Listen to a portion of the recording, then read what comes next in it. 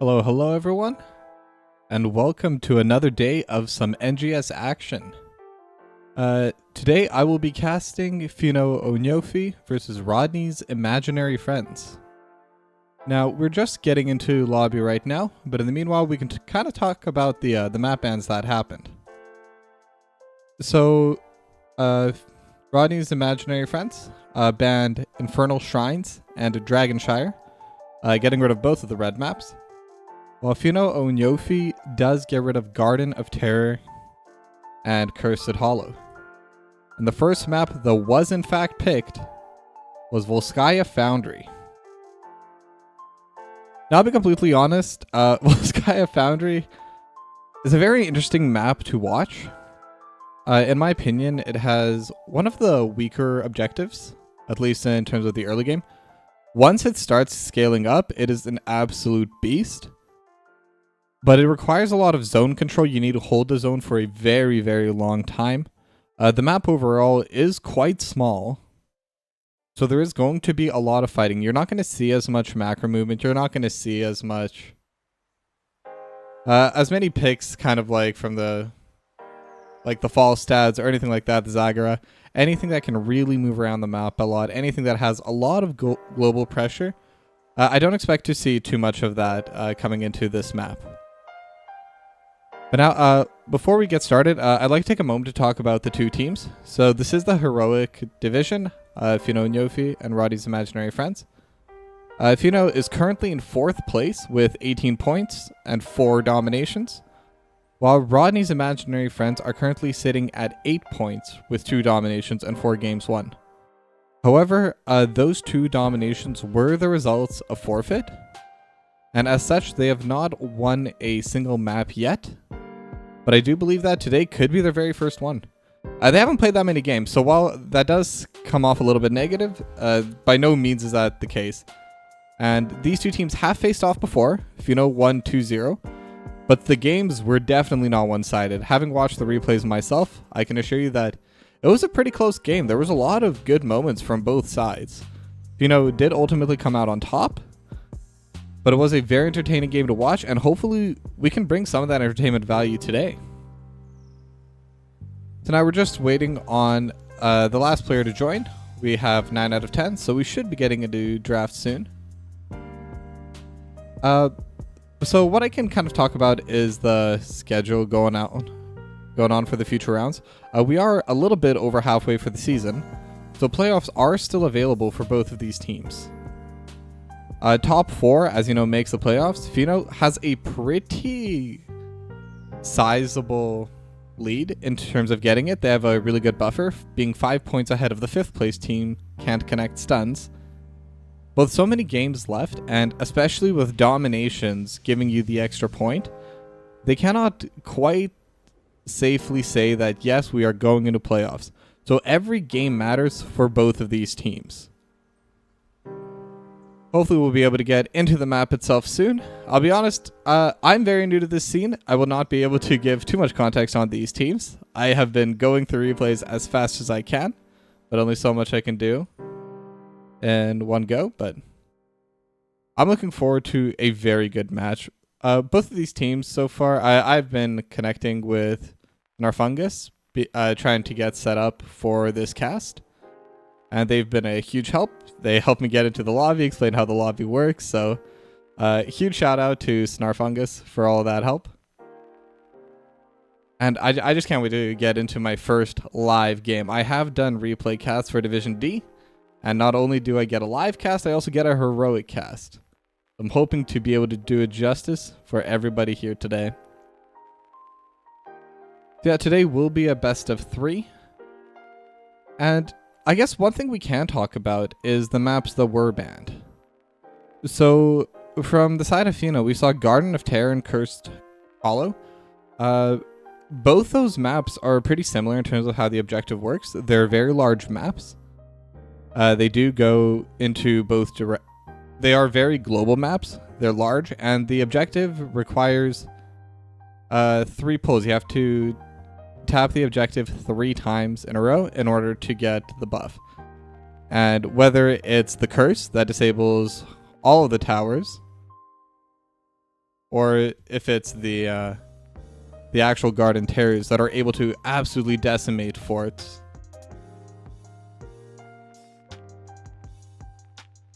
Logos are on the wrong side, so whoops, my bad. I don't know what's up with that. I think I have the logo set up in a weird way. Give me one sec.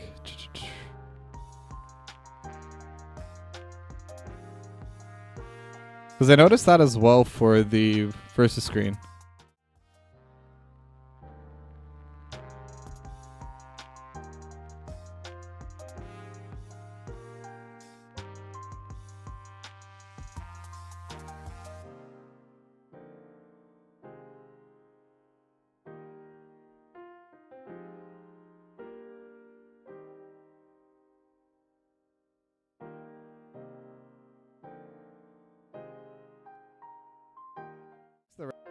Later, because for now we are getting into draft.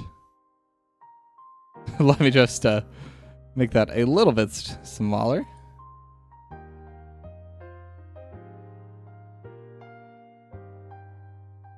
So far, no bans. We do have first ban coming out from Rodney's Imaginary Friends. Perfect.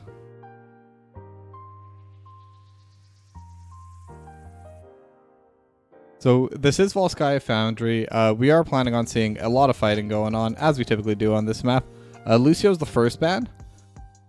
So healers are usually pretty commonly banned. So getting rid of something that has the high five, whether they want a lot of those cleanses, or something like the sound barrier, which gives a huge massive shield during a team fight, it'll definitely prevent burst comps. So if you're thinking about running any one of those, getting rid of Lucio is really good. And then, even aside from the ultimates, Lucio is just a very strong character. And then on the side of Fino, we do see Hanzo getting banned out. Just your standard poke DPS. Very strong ranged assassin, so no surprise to see the Hanzo getting taken out here. And then we see the second ban starting to come out from Rodney's, and the Diablo ban. So big HP tank, lots of damage coming out from Diablo. I would even argue that out of the tanks, Diablo is definitely the best theoretical DPS. So we do see that the Brightwing was banned and an insta-lock for the Vala. Now Vala, just an absolutely brutal DPS, is able to deal so much damage. Whether you end up building with the auto attack build or you end up going with the Hungering Arrows build, Vala is absolutely able to destroy team compositions. And also importantly, you're able to change how you play a lot. She's very versatile and she's very much able to showcase the skill of the player. Now, I'm not sure who's going to be running it. I don't know if Snarfungus is a DPS, but we'll figure that out as the games go on. And in the meanwhile, we see from the side of Fino, Sylvanas picked and the Stukov. And the Stitches, sorry, we'll get back to the side of Fino in a little bit, but the Stitches pick coming out from Rodney's Imaginary Friends, that's a very exciting pick. Stitches, and then it also explains why it would get rid of the Lucio. Someone who's able to dodge, someone who's able to give the unstoppable, albeit for only a short amount of time. Very strong counter. But it is one of those tanks that's very hit or miss. If you are able to hit the hooks, you are more than likely going to be able to kill that player. But the hook is slow. If you can see it coming, it's not too difficult to dodge. And if you don't hit it, I would argue out of all the tanks, Stitches has the least amount of effect onto the games themselves.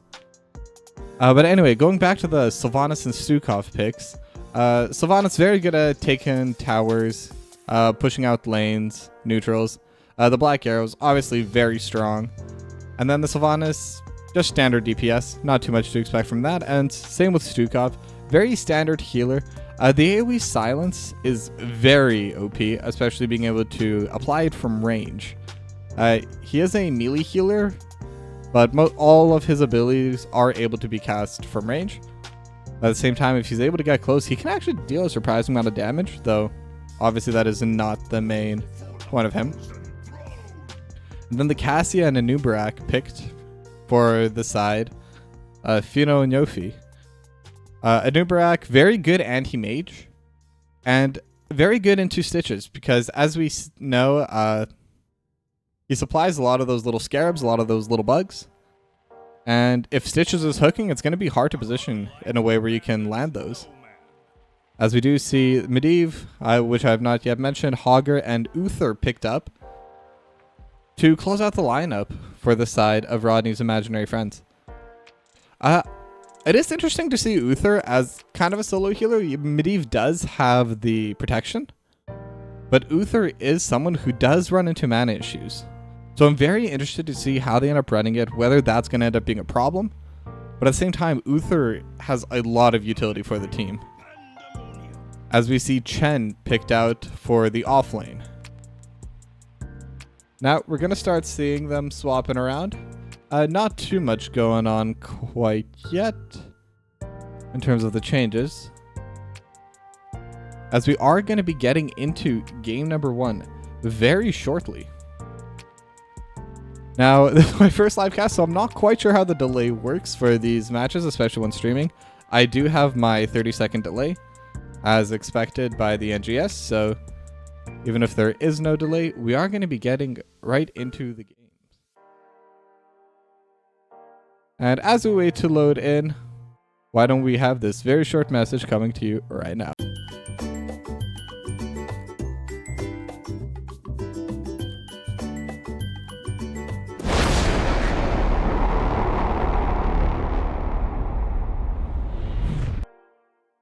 So we are still loading in, but it was a good attempt from me, if I do say so myself. Just about to finish up. And there we go. The game has begun. So now what I'm most curious about is to see which way the Vala ends up picking for the side of Snarfalopagus. Or that said, that Snarfungus. I don't know why I was thinking of that elephant, but you know what? That's the way it is sometimes. We do see the talent is still being held. One of the other good options... Oh no, they do pick Puncturing Arrow. So this will be going for the Hungering Arrow build most likely in terms of talents. Oops, I totally left my music on. Give me one moment. I'm a good caster, I swear.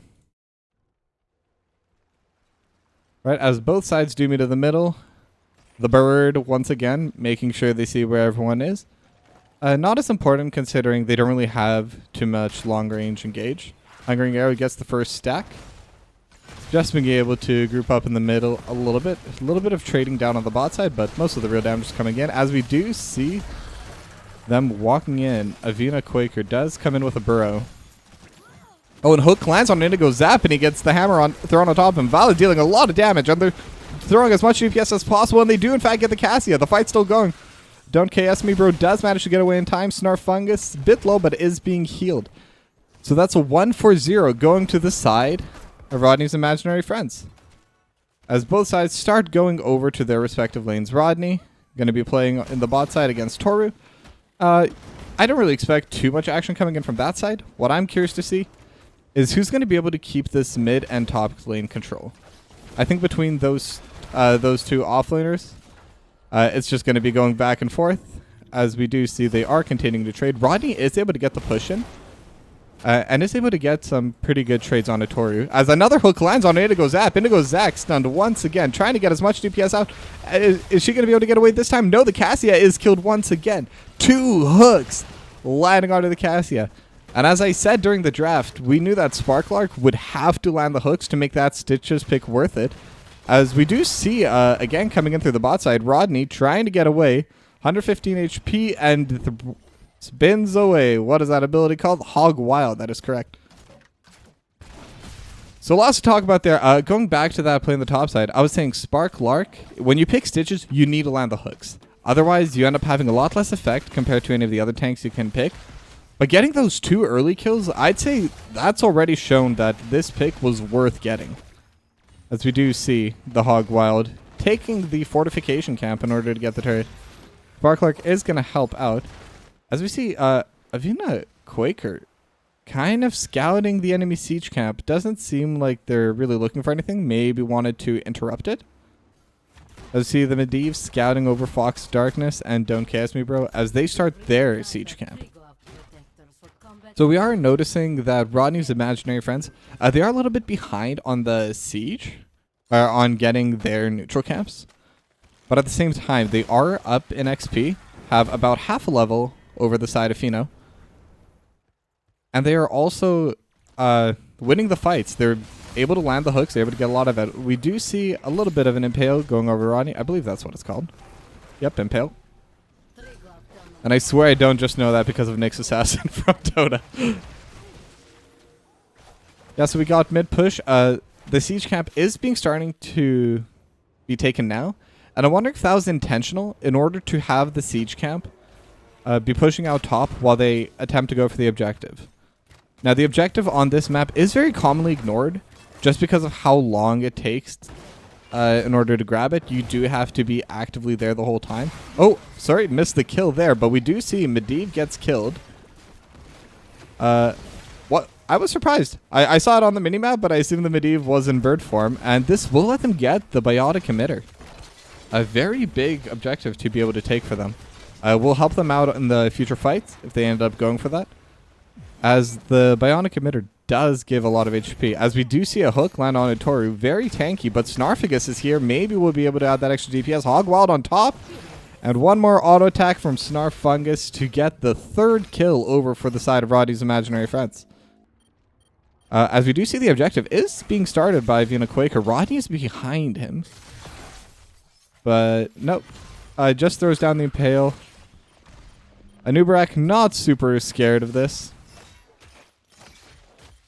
as they are just kind of contesting it. But Avina Quaker has not stepped off the objective, so they are still capping it. They are at 43%. Now both teams are finally starting to bring in. All five here on the side of Rodney's imaginary friends. Chen is still on their way, but looks like they're going to decide to go over to the lane instead. So they're going to be fighting Sparklark. 3 seconds on the hook. I think that's really the main ability we're going to be looking at, so I'm going to leave that over in the bottom left. Although the NGS logo covers it, so never mind on that. Hogwild does come through. Gets a lot of damage. All five here. The turret goes down. 55% now for the side of Rodney's imaginary friends. As a 3-man impale. Rodney, unstoppable, but in the middle of everyone, is not able to survive. And that's another kill over for them. And most likely that will be the objective if they just do decide to stay on it. Both teams' fortification camps are up. As we see Fino, they decide to press their advantage not by finishing off and capping the objective, but by grabbing the enemy fortification camp.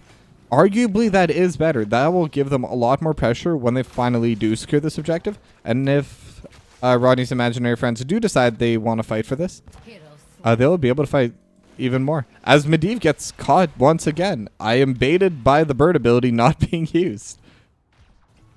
But that's a lot of the stacks. Medivh, once again, down at 0 stacks. The objective is capped. We have the cocoon onto the Uther. Going to be spawning right now into the silence. They do knock him away. Yeah, Drincho probably not long for this road. Right in the middle of everyone, but is able to stand in the middle. We do have the stun coming out for the Vala, as they do have the Cassia in the Gorge. The Indigo Zap does die, but so does the Uther.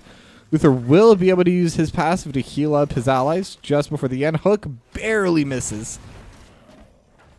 As we're starting to see a pretty bloody game, 4 for 4 for both sides respectively.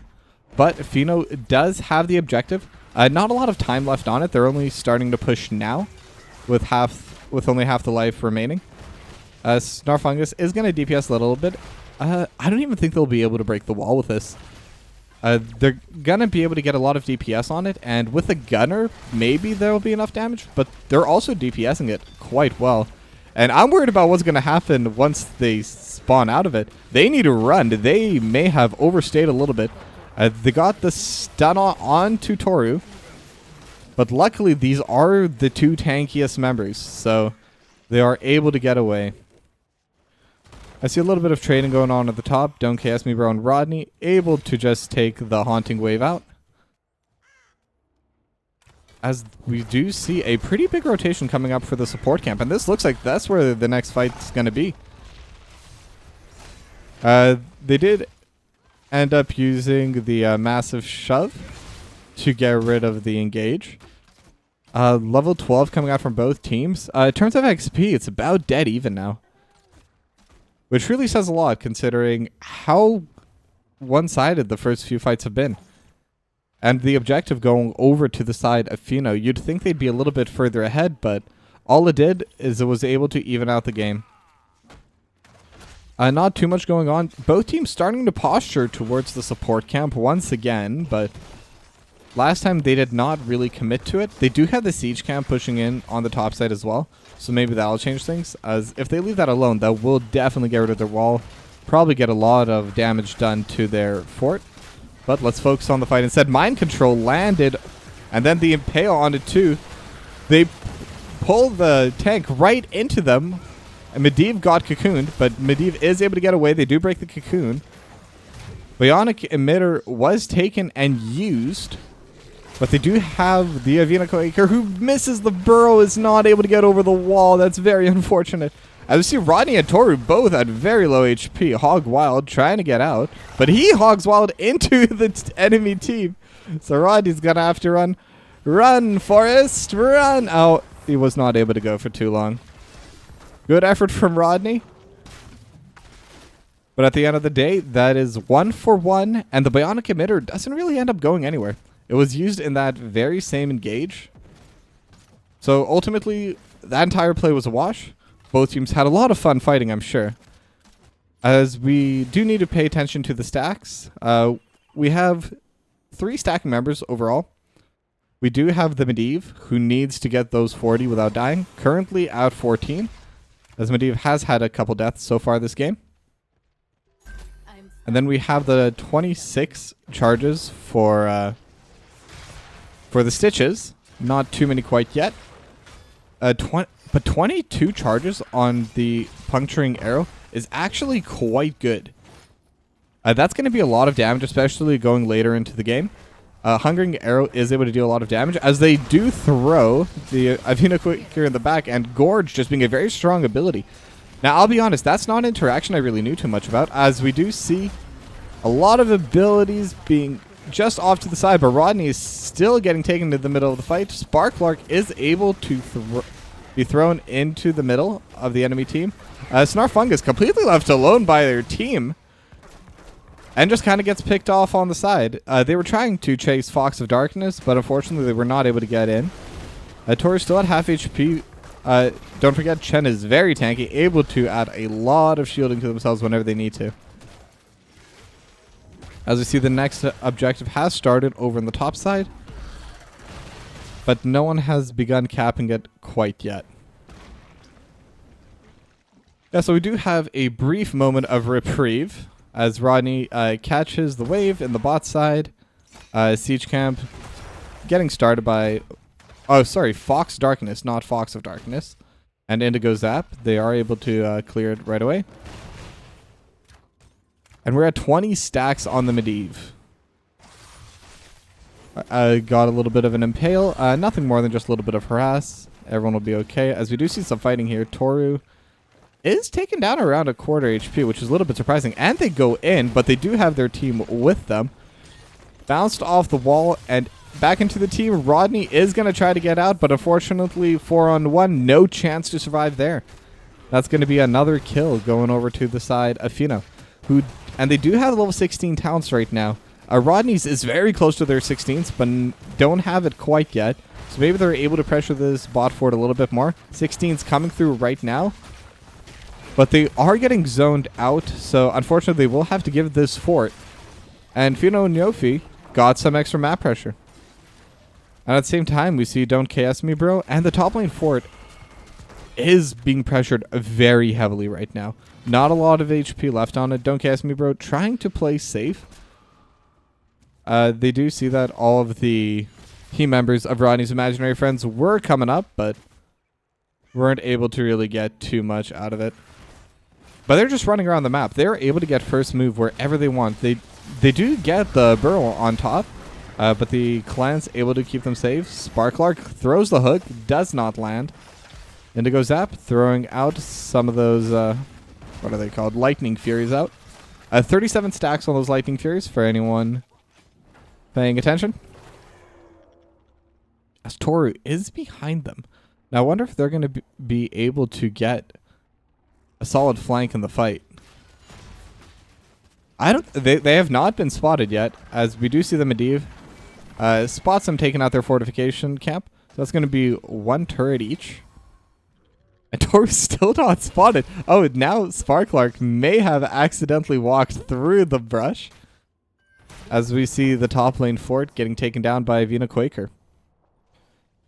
Everyone fears the split pushing Anubarak. Ooh, and Avina Quaker running right into Sparklark. Is able to break the armor. Does not elect to go for the Gorge. There is no fort to pull them under.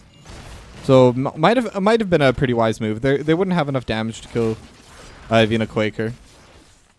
They wouldn't be able to do it in one big burst. And with the burrow, it's hard to keep them in place enough for longer than that.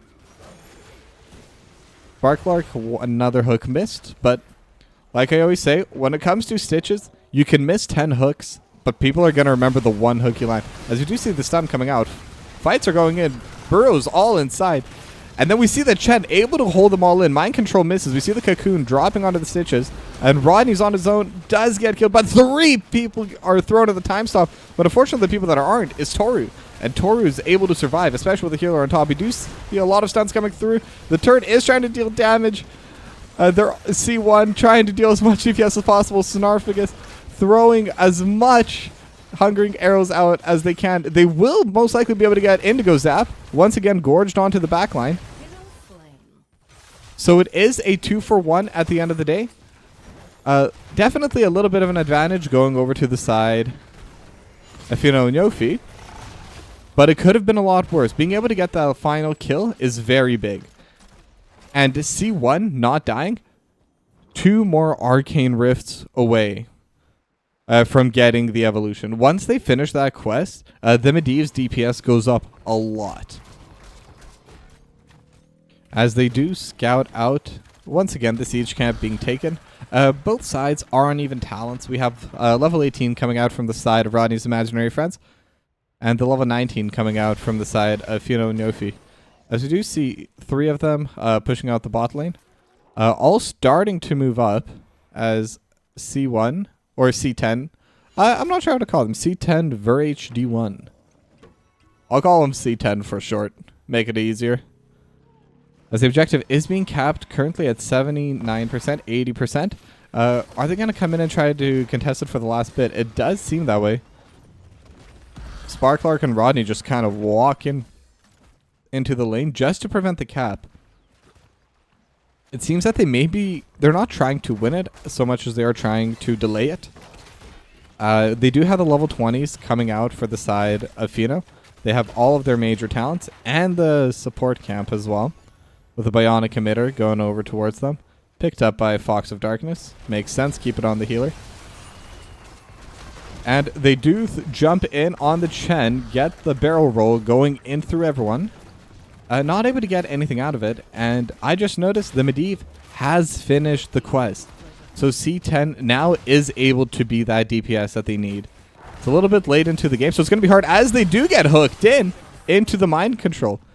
Very, very good Valkyrie coming out from the Cassia. They do gorge onto the Anubarak, but Anubarak may be able to get out unless they're able to channel the stunts, and they are able to chain them.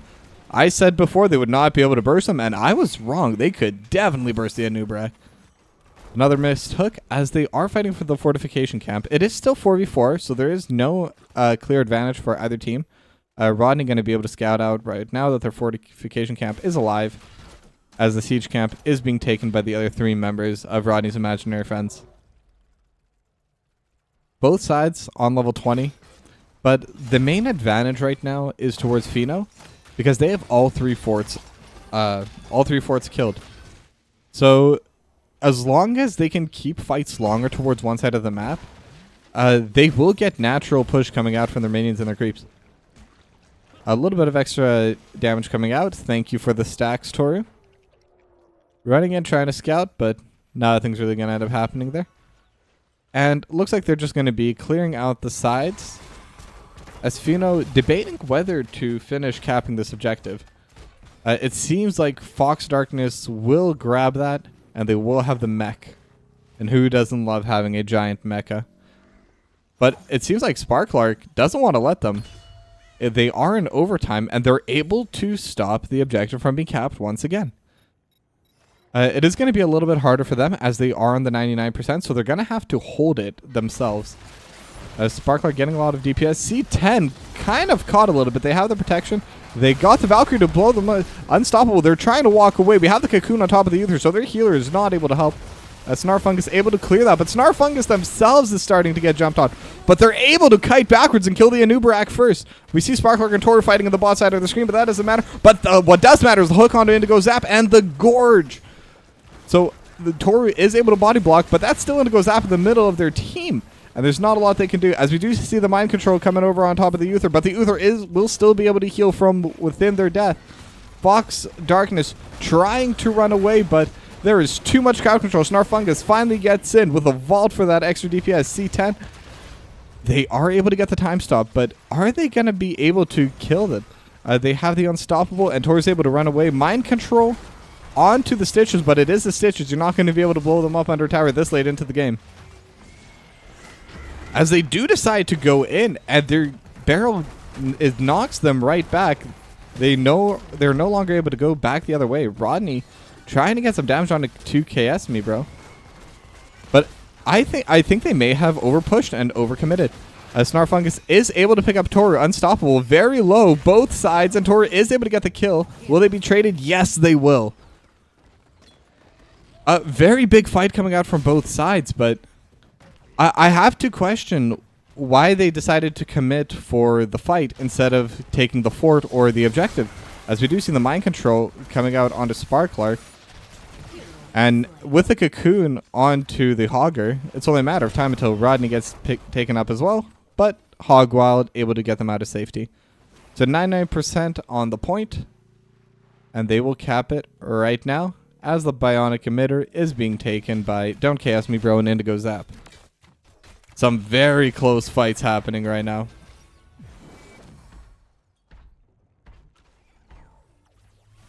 Both sides are starting to come out, starting to walk towards their towers. They're going to get the top wall, and I'm wondering if they're going to try and push for the end here. They do have the time stop. Won't be able to do too much. It'll delay a little bit for the Stitches to be able to get back, as the Black Arrow does disable the keep. A lot of DPS trying to come in, but even with the level 20 talent where they get the 3 vaults, Snarfungus isn't able to deal anywhere near enough damage that they will need to destroy this. C10 is starting to get a lot of DPS down with their keys. Snarfungus, 2 Hungering Arrows. Continuing to stack up, they're at 54. Which gives, well, I should not be trying to do math, but 54 times 6, so around 300, a little bit over 300. Extra damage for the first hit of the Hungering Arrow. We do see that the mech is pretty much out of power. It will be blowing up, so they do only get the top keep.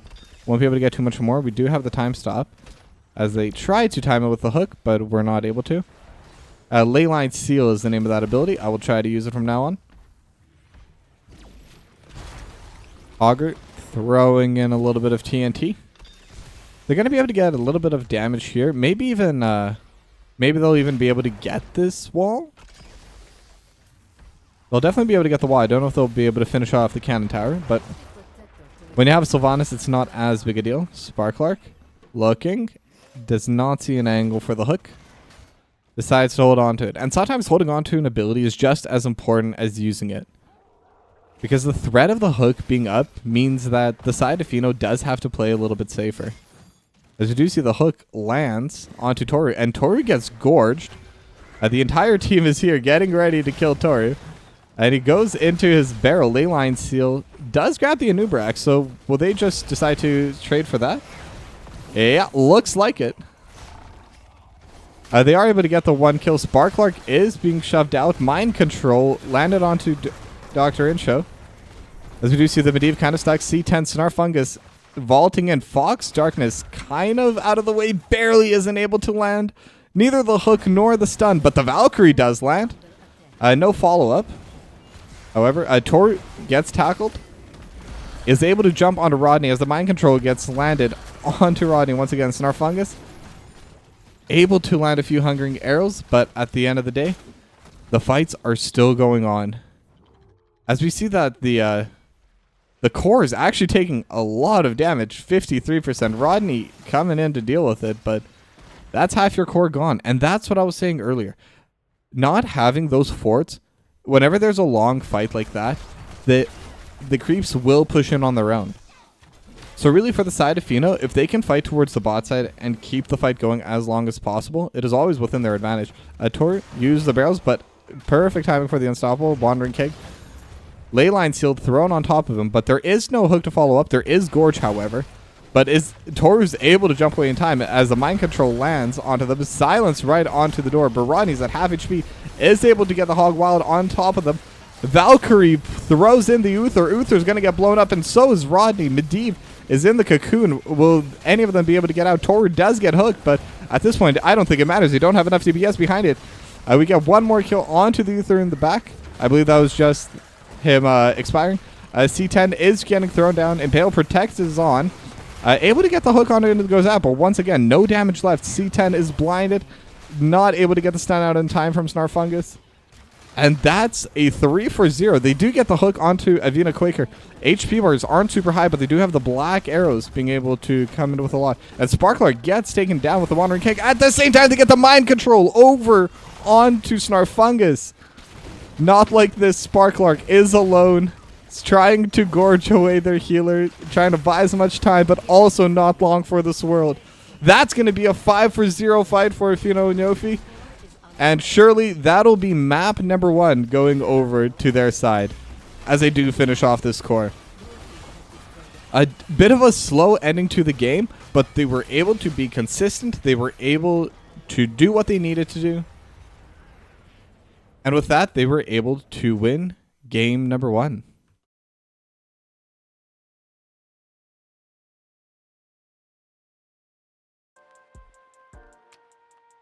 So all I can really say about that is that game was intense. Whoops. This is not the right screen. We can do this one. Kind of look at the post game. I realize I've not actually set something up for it, so this will have to do for now. It's still about the same. Very close game. I think one of the main big differences was they were able to keep the Medivh from getting the stacks until very late into the game. And with that, it did end up lowering their DPS. Just a lot of very good catches for the side of, Ñofi. And with that, we are going to go on a short break as we get set for game number 2.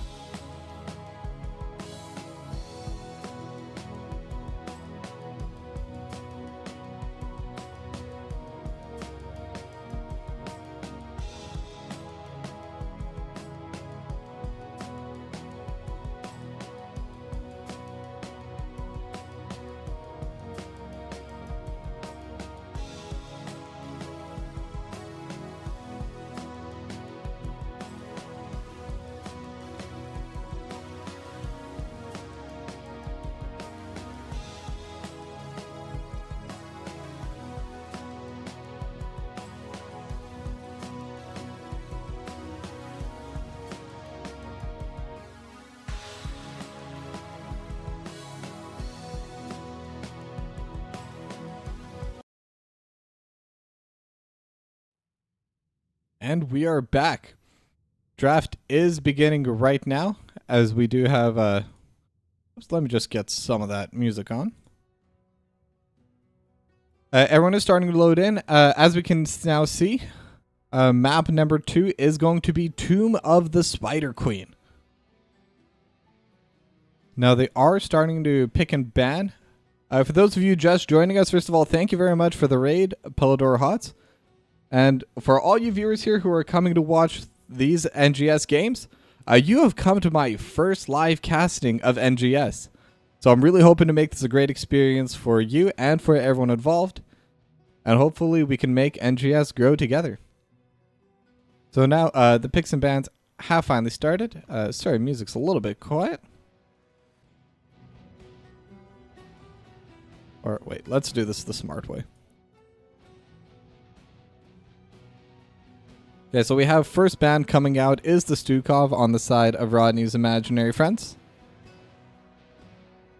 Once again, kind of a standard healer. Fino and Ñofi was able to get a lot of value out of the Stukov last game. Being able to keep all of the teleports from the Medivh kind of under silence makes it very difficult to go through, makes it very difficult to get any kind of value once you do come through. And clearly they don't want to deal with that against, they just guarded the Stukov. We do see the Junkrat banned away from the side of Rodney's imaginary friends. Junkrat, once again, just a very solid overall DPS. Very good on this map. And a Nubrak going to be gone from here. So with the Nubrak gone, I'm wondering if they're going to try and run back the Stitches. Because the Nubrak does make it a lot harder to play Stitches. We did notice that Sparklark still piloted Stitches quite well, but ultimately had to focus and had to try more on walking in and using the Gorge. And honestly, I'm surprised how strong of an effect they had with it. They got a lot of damage with it. They got a lot of picks with it. But I'm wondering if they feel it would be even easier to just remove the Anubarak. But they did leave the Lucio open, and Dr. Incho immediately first picks that. Obviously, very strong healer into any composition, very versatile. As we get ready to see our next two picks coming from the side of Fino. We see the Hogger and the Hanzo. Hanzo also banned out last game. Hogger was previously on the side of Rodney's imaginary friend, so we are seeing a little bit of a shakeup here. So far, all three picks were either picked or banned in the last game.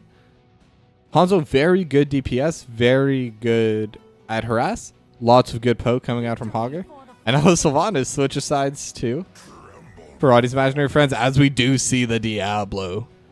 Very HP heavy, lots of damage tank. I'll be honest, I'm a huge fan of Diablo. Just as a hero overall, it is one of my favorite heroes in the game.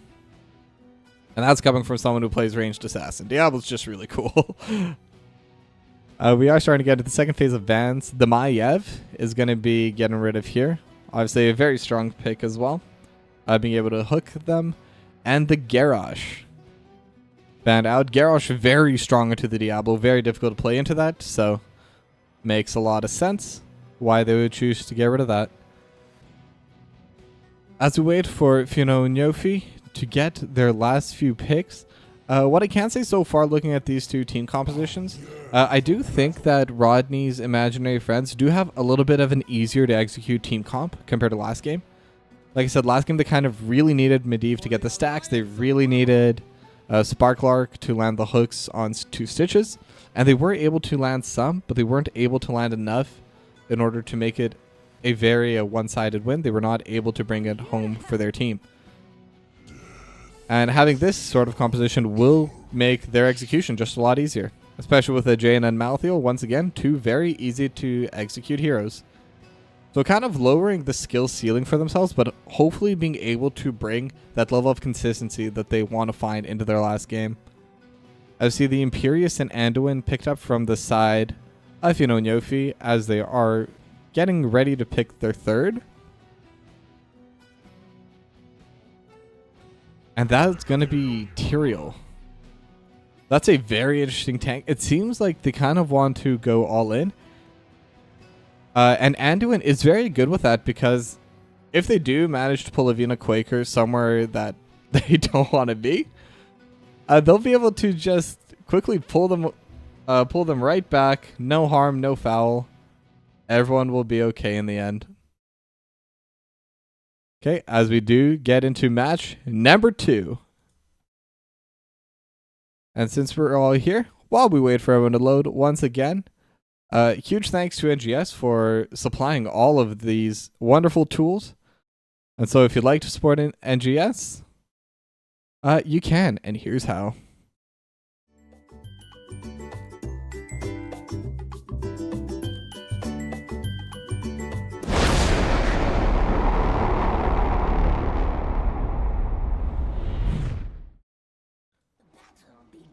And we are into game number 2 between Fino and Ñofi and Rodney's imaginary friends.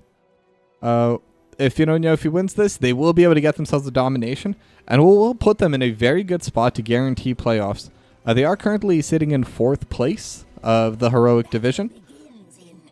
So if they're able to get this domination and get this win, I believe that will give them a 7-point lead over the 5th place, which is going to be very difficult to come back from. Not impossible, but difficult. As both sides are grouping in, all 5 mid for both sides. A little bit of harass coming in back and forth. Not too much happening yet. They're all just kind of vying for position. A little bit of harass coming down. As we get our talents on board. A lot of harass coming in. Hog Wild running into the middle of the team, but they are able to land the root and the stun onto Sparklark is the Diablo, but not a lot of health yet. No chance to really get any of those stacks yet. As we do see both sides starting to come through. I usually like to start by talking about the offlaners between Rodney and Toru, and I'll be completely honest, I do not know this matchup super well.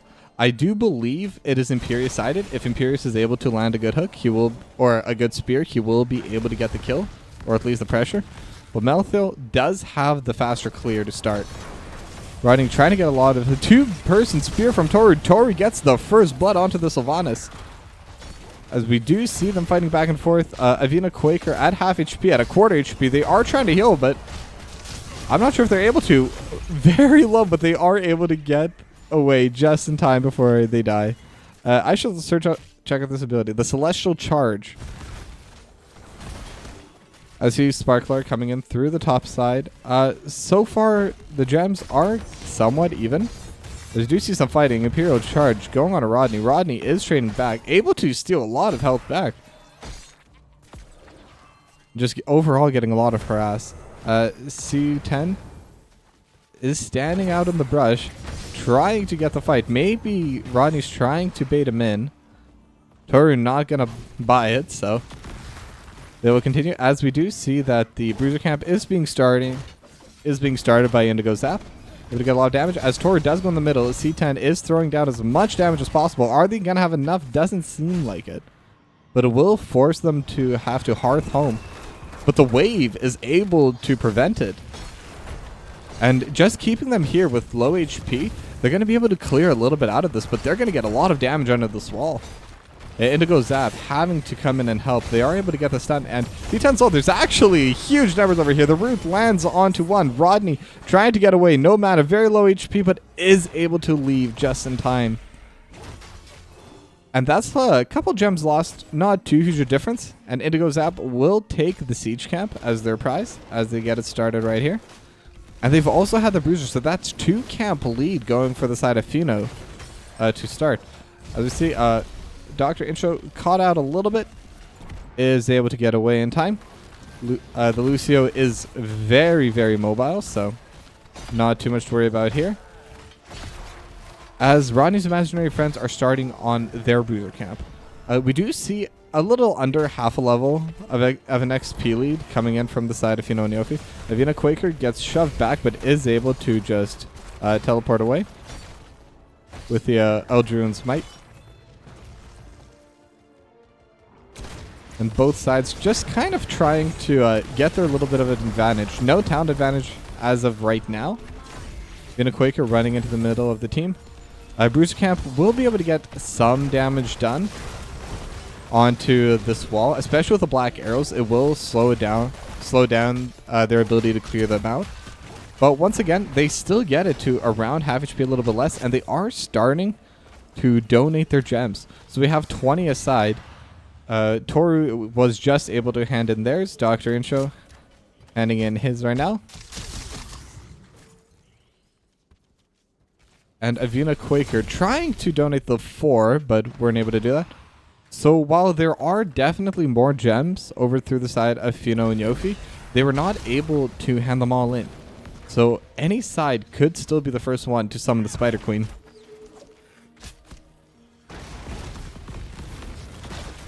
Yeah, still half level. Nothing really managed to happen during the short time that they had the talent advantage. As Tori gets caught, tries to jump over.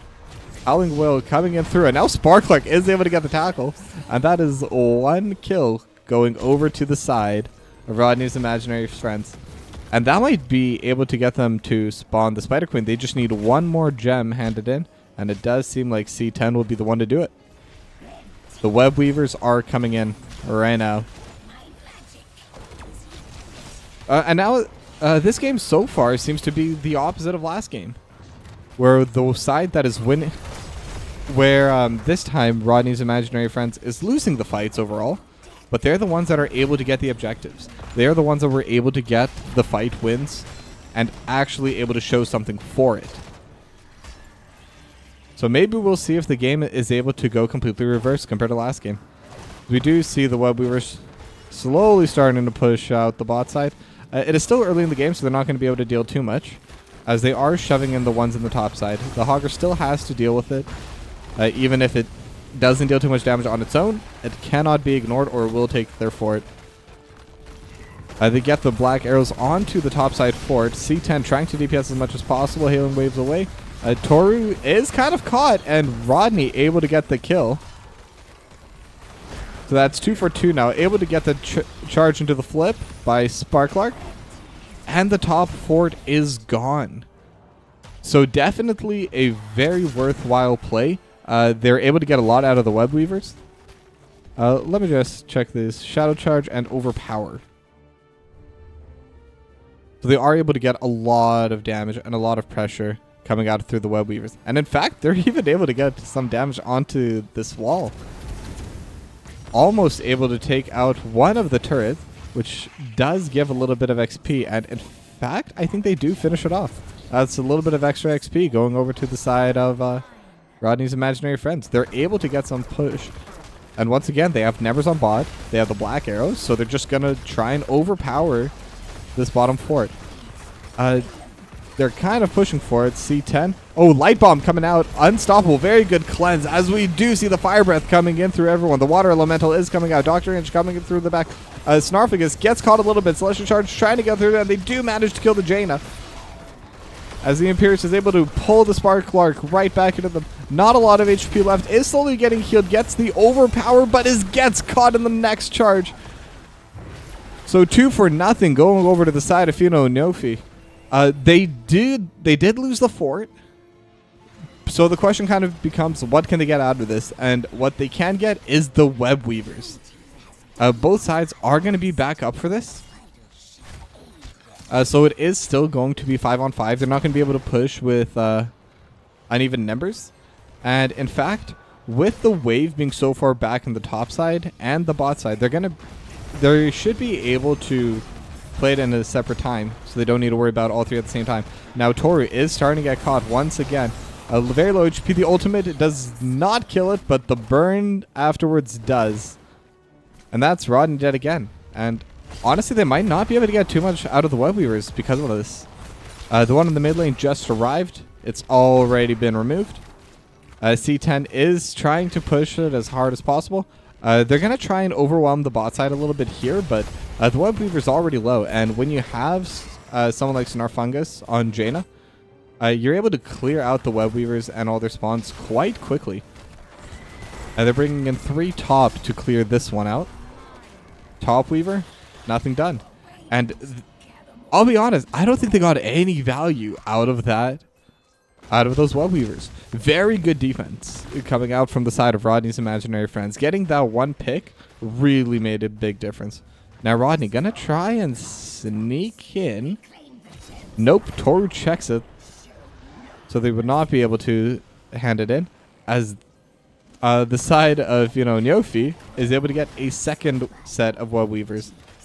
The bruiser camp is being taken, so they do have natural push on the top and the bot side, and now with the bruiser camp that they have on their own, they will be able to have kind of a little bit of help from their own creeps, their own minions, their own neutrals coming in for this set of web weavers. But this time the wave states are a little bit better. We do see that it's almost already at the wall of the top side web weaver. Mid is, well, about in the middle, and that's where they're kind of overloading. They're sending all 5, and it seems like they're gonna try and do that, go through there.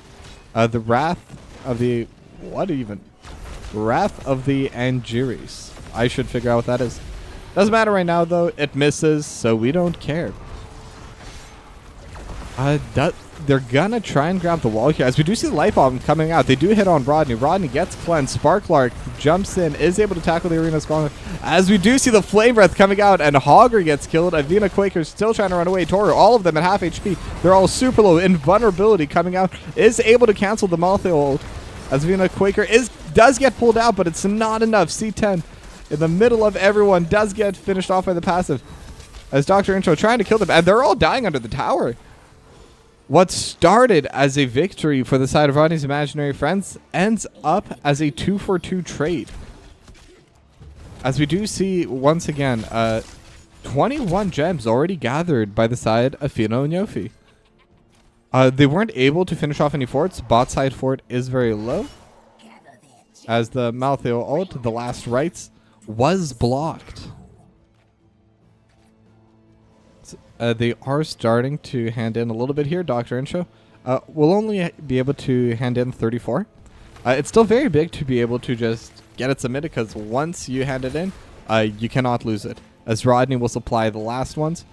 And we will see the web weavers coming in for the red side now, for the side of Rodney's imaginary friends.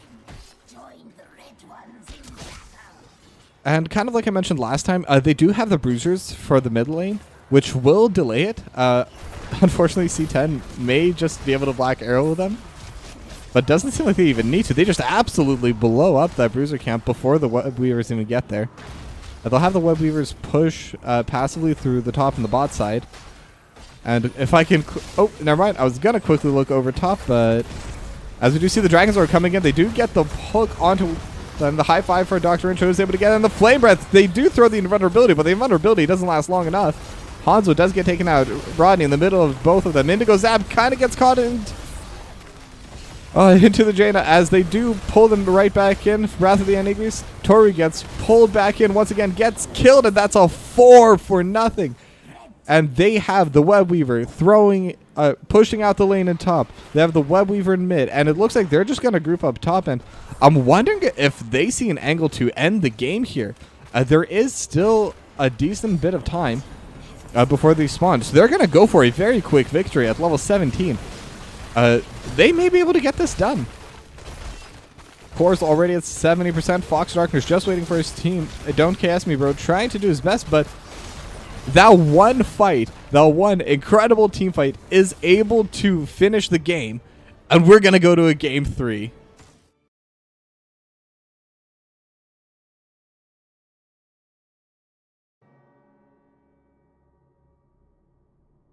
Absolutely insane finish to that game. I was not expecting that to blow up the way it did.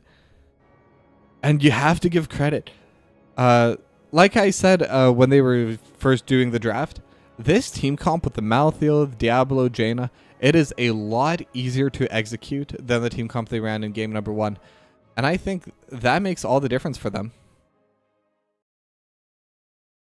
Because once you have a team comp where you don't need super mechanical plays, you don't need to be able to pull around in very specific ways, they could just group together, death ball comp. All they need is one big fight. HOTS is a game where if you get a big fight at the right time, you can end almost instantly. And that's what they did. And I would like to give a huge shout out, and this may sound like flame, but I swear it isn't, That was Rodney's Imaginary Friends' first map win of the season. And they were able to get that against someone who's currently in a playoff position. So I want to make sure no one's writing this team off yet. They are very strong. Anyway, we're going to go to a quick break. And when we come back, we're going to be going on to game number 3. Don't go anywhere.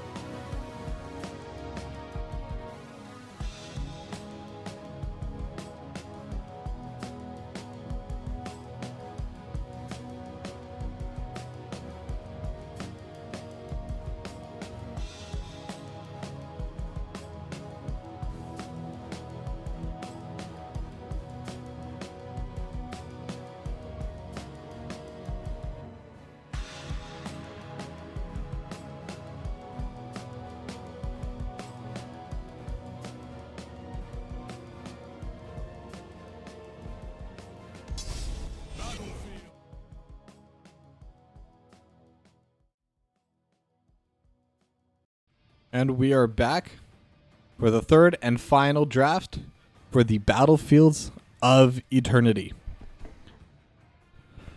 So 1-1 right now. We're going to wait. And this is going to be the game that decides it all. So no one is able to get the domination. So there's just one more point left on the line for both of these two teams. And we're just going to have to see which team wants it more.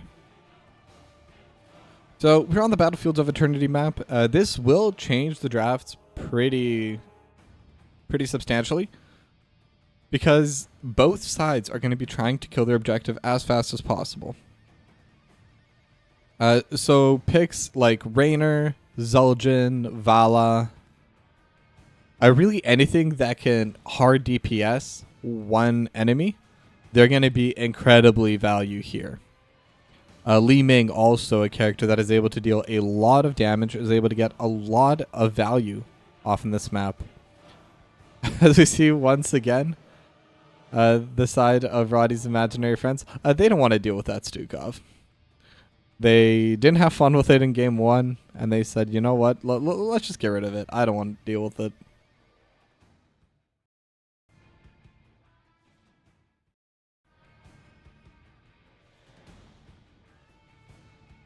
We do see Hanzo being banned out by the side of Fino and Ñofi. They did pilot it themselves in game number 2. Weren't able to get too much out of it. They've had a few good dragon arrows, but they weren't able to really jump on top of those opportunities. As Artanis is banned from the side of Rodney's Imaginary Friends. Now, I don't think Artanis is good for most maps, but this is one of those maps where he is really able to get a lot of value. For the same reasons as I said about Vala, Raynor, he can race to get those, to cap the bosses. He's able to deal a lot of damage with that talent that gives him 50% bonus damage towards neutrals, and these bosses do count as neutrals. So getting rid of him not only gets rid of a good duelist in the offlane, but it also gets rid of a huge speed up in terms of capping the boss. As we do see Lucio once again picked for Dr. Incho. Piloted it super well in game 2. I think it's always a good pick, no matter what the situation is. As we see Sonya and Greymane. Greymane also very good at racing to kill the Immortals.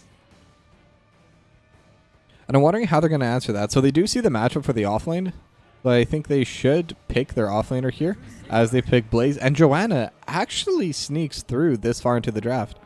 Normally I see it pick ban within the first phase. We do see the second round of bans starting to come through. And I will say, I really like Blaze here. Sonya is someone who can kind of bully in the side lane, but Blaze doesn't really care. Blaze is able to clear out the waves, is able to get the push out of range. And yeah, Li Ming banned out, Vala banned out, and that is something that they are missing from the side of Rodney's Imaginary Friends. They don't have someone that is really good at racing yet. So with Vala banned, with Li Ming banned, and they themselves banned Artanis, I think their best solution would probably be Zul'jin or Raynor. In terms of standard DPSs, Sylvanas banned out there too. I think Sylvanas in this case on this map is more of a fighter than they are a racer. They're not able to kill the Immortals quite as fast as some of the other picks. But that is kind of the second option you have. You can choose whether you want to race for the objective or whether you want to just fight for the objective. And to be completely honest, right now, if you look at the team comp over on Rodney's Imaginary Friends, they don't seem like they care too much about racing for it as much as they care about fighting for it. As we see the Garrosh and the Mephisto coming out from the side of Fino and Ñofi. Very, very interesting picks. Now, the Mephisto, I love Mephisto too. Now, I might... Here's the thing. I might seem like a huge Diablo fan, a huge Diablo nerd. My three most played are... My favorite tank is Diablo. My favorite mage is Mephisto. My favorite DPS is Vala. I've never even played Diablo, so I just really like how those heroes are piloted. As Falstad and Cassia are picked. So this says to me they are going to be focusing more on fighting. Cassia and Falstad both. Typically you'll see Hammer build and the Lightning Fury build coming out from both of them respectively. And those are not racing builds. Those are, we're going to fight you, we're going to push you off of the Immortals, and then we're going to cap the objectives. But honestly, both sides seem like they're really ready to fight. Malfurion, very good healer. Gonna have that extra root, that extra silence, that sleep. And one big thing is they have a lot of armor on their teams. Garrosh just naturally has a lot of armor. As we are getting into game number 3. And with that armor, all of those heal over times are going to add up a lot more coming in from this Malfurion. And for the final time today, let's take it over a little bit for the NGS Patreon. If you haven't subscribed and you're debating it, just do it.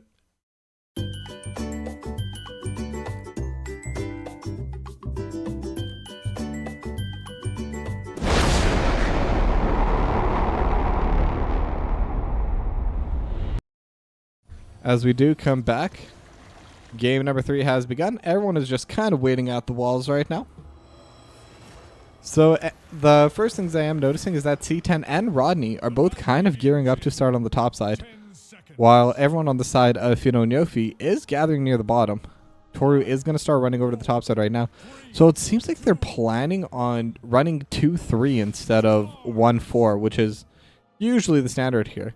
I'm just going to watch Toru because I want to see the reaction upon getting found out. They are walking in. They haven't spotted anyone yet. They don't know who's here. They see Rodney now. Gets the hook and unfortunately isn't able to get the charge, but they are going to get a lot of damage on right now. And Toru already at half HP and they're just being slowed, and that might be first blood. First blood going over to the side of Rodney's Imaginary Friends, and that paid off.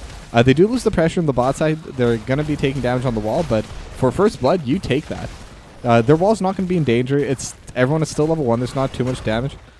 As they do have the ground shatter coming through for Sparklark. What is the toss called? The Wrecking Ball. Very interesting name for that ability, but sure, why not? Sparklark coming in, pulls everyone towards them. A lot of DPS coming from Indigo Zap.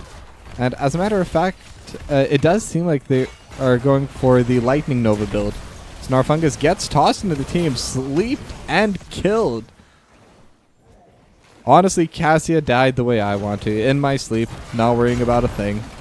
Snarfungus will be back up soon. Still 1-1. They do not get the bonus for the first blood. But the kill does still go over to their side, so it is still definitely worth it. Always good to get picks. Sabina Quaker is able to toss Sparklark back. But Joanna is quite tanky, not going to care too much about it. As we do see a little bit of fighting coming over to the top. The top side wall is already gone during that fighting on the bot side. And the siege camp was taken over by the side of Fino and Ñofi. So XP rate pretty much evened out now. A very slight lead over to Rodney's imaginary friends. Nothing to write home about. Really nothing even that major yet. We do see Sparklark starting to group everyone. Lightning Nova coming in, getting a lot of damage. Ground Shatter over onto Dr. Insho. Able to get quite a bit of DPS done, but Avina Quaker is also taking a lot of damage until they managed to hook in C10. Weren't able to get the kill. Luckily, they had the dash to get away. But very scary stuff. As Rodney and Toru are fighting. Rodney's starting to get kind of low. Not a lot of fury for Toru yet. Is able to get it. As C10 comes in, is able to get the charge on a Toru. And now Toru's the one scared. Because, you know, Falstad is able to fly wherever they need to. 10 HP. Are they going to be able to get it? Yes, they are. Rodney able to get that final kill. As Avina Quaker on the garage does walk in. A Stimpaks away. Is able to get enough movement speed to get out of that. Barrel roll away. I believe that's what that one's called. Yeah, barrel roll. And that way you don't need to worry about the Mephisto coming in from the side. No CC for them. As the Bruiser camp is taken over by the side of Rodney's. And while we weren't paying attention, the Bruiser camp was taken over from the side of Fino and Ñofi as well. So both sides have it. The race has already begun. We can see that they're getting a lot of DPS. And it doesn't even seem like the side of Rodney's imaginary friends even really wants to contest it. C10 is focusing a lot more on just getting the top side pushed out. Almost at the halfway point. So that's going to be a short little break. They do have their waves shoved in. Rodney able to get a lot of pressure and damage onto this wall. And Sparklark is going to come in and start contesting this. Trying to delay it. But Avina Quaker is a little bit on their own. They're able to get a lot of damage. Sparklark trying to hook them in time. A lot of armor onto Garrosh. Deceptively tanky at low health. We do see Toru trying to come in, get a lot of damage. And like I said, they're going to be trying to fight for these immortals. But unfortunately, when they have all five trying to fight, they have no one able to race. C10 is starting to run over now. But with the Lightning Nova and the safe ways, Rodney gets thrown back into the middle of their team. Does get killed. Indigo Zap jumps in. Isn't able to get the DPS for the kill. And it seems like... Oh, they are able to get the ground shatter. Dr. Intro is able to push them away. But that is a 9,500 health immortal going over to the top side. Luckily, Rodney's imaginary friends was able to hit level 7 here, so they don't need to worry about a talent disadvantage as the immortal comes crashing in. And it seems like they're going to be going with a 3-2 push. As we see the Falstad flying into the top side, C10 gonna try and help DPS this. Getting rid of the shield as fast as possible is very important, as the immortal does go into melee form once the shield is gone. Stays unstoppable within all that. It's still only first immortal. Typically, you don't get too much out of the first immortal except for the first wall and a little bit of damage onto the fort. And Indigo Zap loses a lot of HP there, as they are able to push Sparklark into the team. Sparklark is quite tanky though, with Snarfungus able to heal them up in the backside. Half the HP on the fort gone, no kills. And we're kind of at an even state once again, but able to throw back Sparklark. Sparklark, not a lot of HP this time, but they do have 4-on-4 numbers. They are trying to throw in onto Don't KS Me Bro, who's able to dash away. Low HP bars on both sides, but ultimately everyone is able to walk away, bruised but alive. D10 just able to get a little bit of harass onto Toru, as D10 and Rodney are able to get the shove onto the bot side. As on the top side, we see Fino and Ñofi. They are going to be trying to take this camp. Sparklark, they're going to be contesting, as we do see they're on the minimap. They're all coming in now. C10 flies in, is able to utilize that passive. They have a lot of damage going on Avina Quaker. Avina Quaker really low. They're trying to keep him healed up, and Avina Quaker is not able to survive. As we see the Rodney able to do the flame dash into them. Don't KS me, bro. Still very low HP. They are able to get on top of Indigo. Indigo does die. They are able to kill C10 on the backside, but that is still a one trade for the side of Rodney's imaginary friends, and they were able to cap the siege camp as well. So that's going to be a lot of pressure going onto this top fort. And depending on how they utilize this pressure, they might even be able to shove it all the way in and get this extra natural push building up for them. And the passive XP, as they do get their heroic abilities. Immortals are spawning in 10 seconds. Are they going to be able to utilize this advantage? It's only about a quarter level, a fifth of a level, before they get their level, before level 10s come out for the side of Fino and Ñofi. And the Bruiser Camp should be enough for that. But they have not started the race quite yet. They're trying to defend on their side. As level 10s do come out, they're able to get the shield toss onto the Malfurion. Malfurion is able to get thrown away by Avina Quaker. Ball lightning coming out through Dr. Insho. Is able to run into the bunker, but not able to be saved. As Avina Quaker able to finish that off. Unstoppable. Very well timed by Avina Quaker. Ground shatter onto Rodney. Rodney getting harassed pretty heavily. And Toru found Sonar Fungus. Wasn't able to land the hook, so Sonar Fungus should be okay. A leap is still available for Toru as the ground shatter comes into Rodney. Rodney is going to get kind of thrown in for a free kill. Like Avina Quaker didn't seem to be on the same page as the rest of their teammates for that fight. But during all that, they were still able to win the race. And like I said, the Greymane is going to always win the races. The Greymane is just stronger in terms of flat DPS. But they have the pressure now. They have the quick 4v5. Shield toss thrown in blind onto the side. Oh, we see Leap coming out onto 3. And the Durance of Hate onto everyone. So they're able to get the kill back. And they're trying to race. They've gotten a lot of DPS. Toru very low. Sparklark trying to get away. Is quite tanky. C10 gusts them away. And they're able to reset the fight. Mana bars and health bars quite low on the side of Rodney's imaginary friends. They do have a couple taps, and doesn't seem like Sparklark has a tap available. So unless something changes quite soon, they should be able to win this race here, as the Greymane is able to DPS very quickly here. Now, one thing they could try to look for is to fight right now. If they're able to fight at this exact moment and get a few kills, they will be able to keep the pressure away. And that's exactly what they're going to go for. C10 gets in through the fight. Ball lightning was crashing through everyone. Fox Darkness is caught on the side. Malfurion is trying to keep the healing going for his team. Very low HP, and they get picked off as well. Indigo Zap, kind of in the middle of everyone. No longer has their jump. Is not even able to delay it. But Avina Quaker says, you know what? I'm going to toss you away to safety. I will keep you safe. As the leap comes in, only lands on a Rodney. Sonar Fungus is able to get a lot of Lightning Furies. Ultimately get the kill. They are going to take the top fort. But it seems like in the process they will lose their bot fort. As the Immortal is still free pushing in the bot side. Huge fight win for Rodney's imaginary friends. But it was traded with the objective. They get the top fort. C10 gonna come over to the bot side, start dealing with the Immortal. May be able to get a decent amount of damage onto the walls, but shouldn't be able to finish it off. Yeah, they're able to get one of the turrets, one of the cannon turrets, but not able to get the rest. As Sonar Fungus is fighting, trying to keep their top fort alive, and they are able to. In fact, they get a lot of damage done onto the side of Indigo Zap. Shield Toss was used. They got a decent amount of damage over here. Avina Quaker is being hit. Durance of Hate comes out, is able to be immediately cleansed with the high five. Rodney gets the oil slick. We got the stun onto Toru. Toru is kind of in the middle of no one. Has to use Leap to get away. No kills in the end, but lots of big cooldowns used on the side of Fino and Ñofi defensively. And with that, Rodney's imaginary friends, they are able to utilize this pressure to get the siege camp. And that's going to be their prize from all this. Don't KS me, bro. Let me double check what this is called. Jet Propulsion does miss. So unfortunately not able to land the stun there. I probably wouldn't be killed anyway. In fact, it's 4v2. Rodney gets tossed back. Immediately bunkers. Decides that's the safe route. and is able to get the jet propulsion onto Indigo Zap now, as we do see the Garage dying on the top side.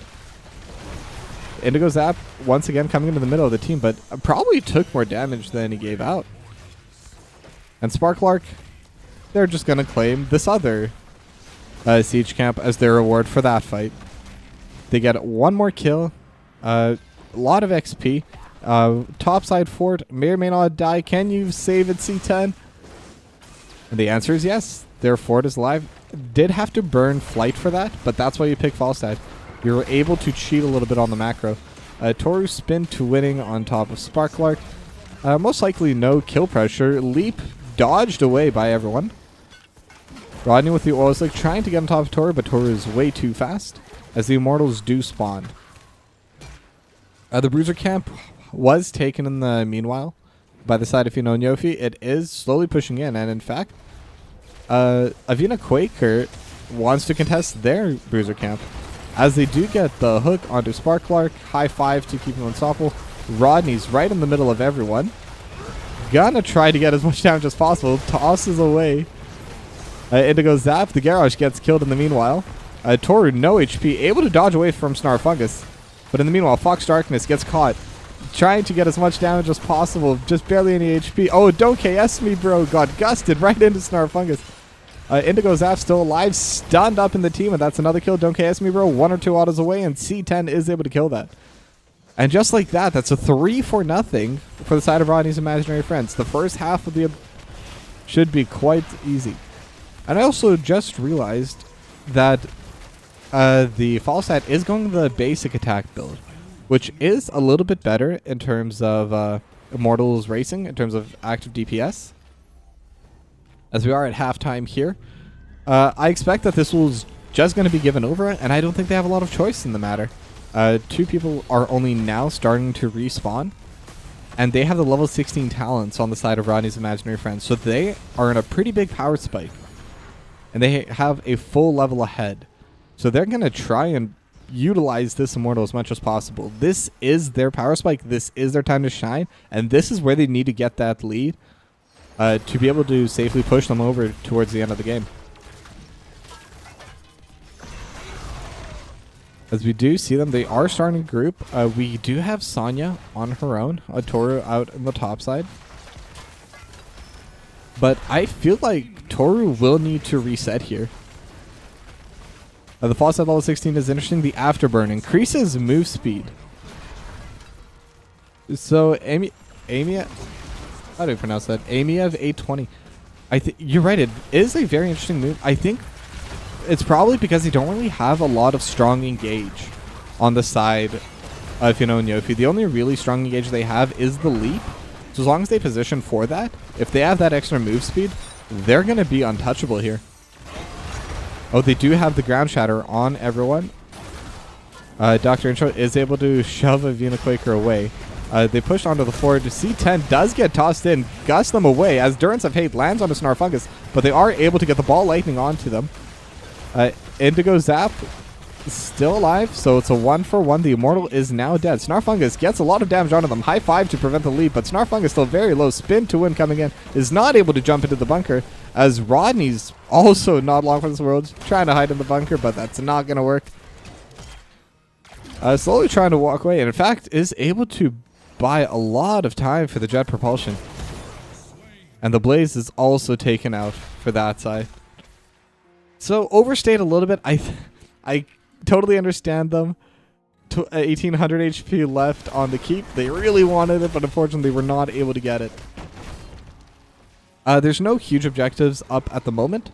So what that will do is it will even out the game a little bit more. It will give Fino and Ñofi time to catch up, time to shove their lanes out, and kind of remove this advantage that's already at less than half a level. And once they get the siege camp up top, and I'm assuming Toru will get the one on the bot side, the lead will be nullified. And ultimately, while this bot side keep is low, it is not taken, so they do not get the natural pressure that they would typically get from those cannon creeps. The Immortals are spawning in 30 seconds, and they'll be able to get the blue side Immortals here for themselves, which will let them pressure the map during this objective. They have the siege camp in bot side, and they're going to have the bruiser camp coming in too. A lot of map pressure going to be coming from the side of Fino and Ñofi. It does seem like the XP lead is actually still on the side of Rodney's imaginary friends, but until they hit level 20, it doesn't make any difference at all.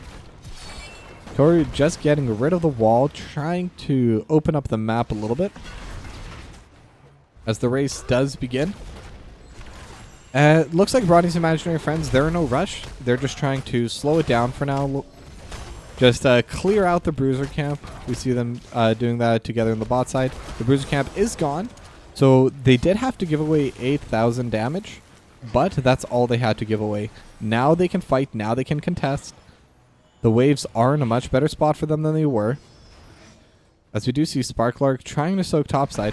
It seems like they're trying to avoid fighting until they get to level 20s. They know they have the slight lead, and if they're able to utilize this timing, it should be a very clean fight for them. Assuming it's not over for Sparklark trying to get the ground smash, but not able to get it. The ground shatter, sorry. We have the boom box keeping up inside the little brush. C10 trying to soak up as much XP as possible. And yeah, it does seem like the side of Rodney's imaginary friends, they're just trying to defend. And then when they see it safe, they'll go up top, clear a wave, get closer to level 20. And I suspect once they do hit that level 20, they're going to be fighting quite hard. So I'm just going to grab a little sip of tea before the fight begins.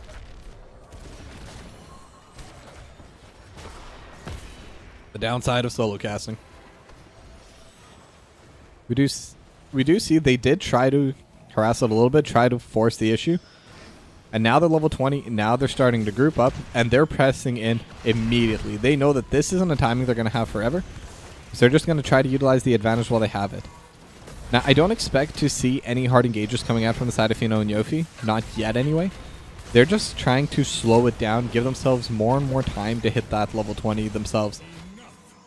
As we do see Toru's shoving out the bot side, Don't Chaos Me Bro trying to clear out the top, and this wave should give them level 20. So they were able to get at the halfway point, but the spawns are not very good for them, as they'll likely be able to get this immortal for themselves here on the side of Rodney's imaginary friends. Are able to push them out for now, but the HP advantage is huge as soon as one of them starts going to race, unless they're able to toss Rodney a jet propulsion on to the Garrosh. Garrosh tries to get the Wavering Shatter, leap on it too, but Toru's completely alone on the backside. Bunker thrown away. Durance of Hate lands onto no one. They all manage to bunker themselves in time. They get the jet propulsion and the blind. Ball lightning falling through on everyone. C10 almost dies, but is able to get away. Little bit of a heal coming in from DK Inferno. And while they were only able to kill one, this gives them the immortal. They are no longer able to defend that. And they have the keeps up on both sides right now. But this one, you just sneeze on it and it dies. And this one still has the full wall. And if you didn't know, the immortal will always go to the side that has the most defenses still up. So this is going to be a very, very interesting push. And every immortal is going to be stronger than the last one. And this one has a lot more health too. So they're going to be able to utilize the ranged version of the immortal. Arena Quacker is able to throw Rodney in from behind, and you needed that pick on the side of Fino and Ñofi. That was a very, very clever angle to look for it. They're still going to get a lot of damage out through the immortal. They're still able to stand around and shove it. As they catch Sparklark, able to use the Cursed Bullet to get a lot of their HP. But they are able to run away. As we see C10 gets the keep in the backside of that. So while they are able to prevent them from pushing as a team, they were still able to get the bot keep, and they might be able to get the top keep. Can the immortal grab it, or can they DPS it fast enough? It's going to be close. 202 HP left. They are able to defend their keep just enough. But the siege camp is going to start shoving in the bottom. And once again, even though they were able to keep their top keep alive, their bot keep was not able to stay alive. So they're going to have the natural push coming in from the top side for the rest of the game. And in terms of being able to actually soak the XP, now that both sides have their Storm Towns, it doesn't matter. As long as you're able to have the push, it matters a lot more than any kind of XP soaking this late into the game. Now it's going to be all about macro and teamfight execution. If the side of Fino and Ñofi is able to get a few more picks, kind of like how Avina Quaker has been able to get onto the Garrosh with a couple of very clever tosses. If they're able to utilize that mechanic a little bit more, they'll be able to get a lot out of it. As we do see a 5-man push coming out from the side of Rodney's Imaginary Friends. They are walking up. Just a little bit of health left on the keep. One hammerang will do it. And both keeps are taken. Now, are they going to try to fight or are they going to leave? Toru definitely wants to fight. They do get the cursed bullet onto them. As the bunker comes out, Toru half HP. A leap has to be used defensively once again. And that's a huge teamfight ability that they're not going to have. They are tossing in as much damage as they possibly can. Indigo Zap does try to jump out the Lightning Nova. And there's the leap coming out from Toru. As the Gust is able to keep Toru from doing any kind of damage over to Dr. Intro. That was definitely the target you want with the leap, but they weren't able to get anything out of it. So it is 5v3. Immortals are spawning. Rodney's Imaginary Friends do not seem confident enough to try and go for the push to end the game, as the two DPSs are still up for the side of Fino and Ñofi.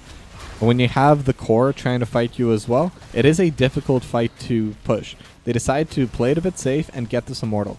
If they're able to walk in this Immortal, that on its own might be able to end the game. So this is a very, very important fight for both sides here, as Rodney's Imaginary Friends are trying to get their first series win of the season. Oh, they are able to get the slow. Fox Darkness is stuck, and their healer is gone. There's really nothing to say here. With the healer being gone, that is probably your most important team member. No one else can heal you. Rodney gets a lot of damage on a Don't KS Me, bro. Cursed Bullet coming out, but Dr. Intro is able to heal both of them out, as they are just going for the race right now. Jet Propulsion on it too. Dr. Intro is trying to toss them out. And Indigo Zap, very, very low. Gonna have to try and run. Rodney, very low HP, gets the high five from the unstoppable ball lightning. Able to toss between everyone. And I believe this is gonna be the game here. I think that once they start shoving this in, there's still 3 dead for 20 seconds, 2 dead for 50. And it looks like Rodney's Imaginary Friends, unless they can do a completely miracle defense, and Indigo Zap doesn't even have Durance of Hate, they're going to end up losing this game. As C10 gets behind, throws the flight, and inside the leap, the Gust just so much damage. Fox Darkness, you got this, you got this. Go, get him, get him, get him! Unfortunately, Fox Darkness, not much they can do on the Malfury, and that's going to be game number 3, going over to the side of Rodney's Imaginary Friends. Their first win of the season. Huge congratulations to Rodney's Imaginary Friends. They played fantastic, but got to give a shout out to Fino and Ñofi as well. They were able to get the 1 map win as well. So at the end of the day, 2-1, the final score. And I just got to say that this was a fantastic series to watch. This may have been one of the best games I've ever casted amongst any games. So many incredible plays coming out from both sides. We did see Avina Quaker, lots of really good tosses, very smart positioning onto this Garrosh. And that's one of those things that I always like to mention. Like, you look at the stats, yeah, the stats aren't great.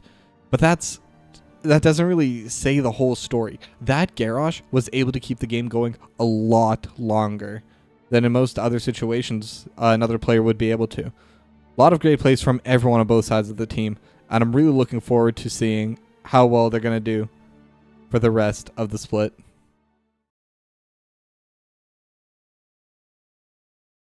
And with that, thank you very much. This has been Tokibi.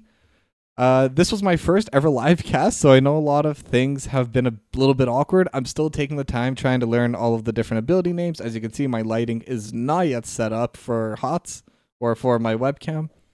But it's been a ton of fun. If you ever want me to cast your games, don't be shy. DM me. I know that NGS typically doesn't like when you do that, but I give permission. You can DM me anytime you want. I will happily try to pick up the games as long as I have it, as long as I'm not doing anything that night. It's something I really want to get into. It's something I have gotten into a little bit in other titles. But the NGS community, I remember it back in my days playing in the B West from the East Coast. Still no idea why I did that. Game started at 11 for me. It was fantastic. But I digress. I'm definitely getting distracted. Thanks everyone for coming out to watch the stream. And hopefully I'll see you around for the next game. Thank you very much and have a good night.